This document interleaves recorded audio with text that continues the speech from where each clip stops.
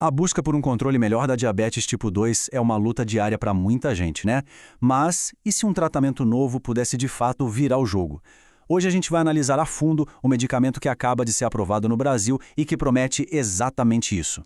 Então, a grande pergunta que fica no ar é essa: será que essa novidade que está chegando representa mesmo uma virada de chave? Vamos mergulhar na ciência por trás desse lançamento para entender o que ele realmente significa. E olha, a resposta já começa com uma ótima notícia.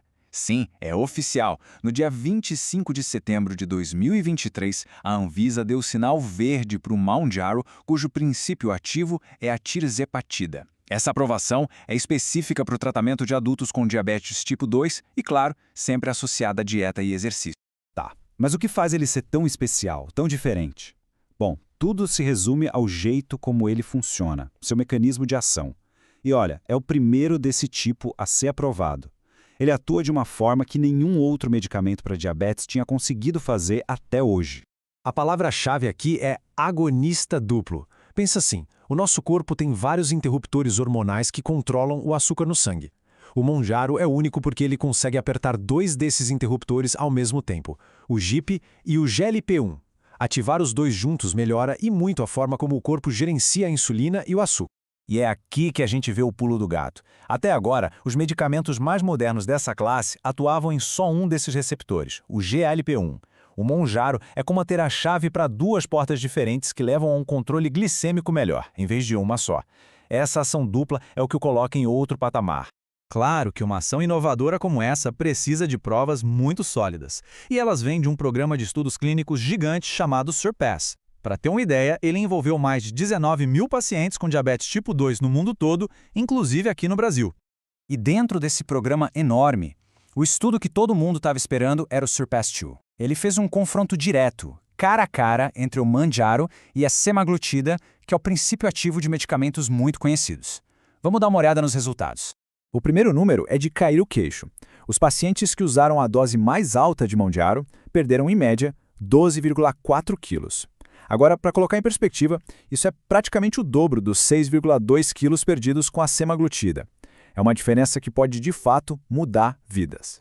E se o primeiro número já foi impressionante, esse aqui talvez seja ainda mais, 51%. Isso significa que mais da metade dos pacientes na dose máxima de Mounjaro conseguiu baixar a hemoglobina glicada, que é a média do açúcar no sangue, para níveis considerados normais, fora da faixa de diabetes. No grupo da semaglutida, essa taxa foi de 20%. A diferença é absurda. E este gráfico aqui, olha, ele ilustra perfeitamente o que esses números significam na prática. Repara só nas linhas que representam o Mounjaro. Elas simplesmente despencam, tanto no controle do açúcar à esquerda, quanto na perda de peso à direita.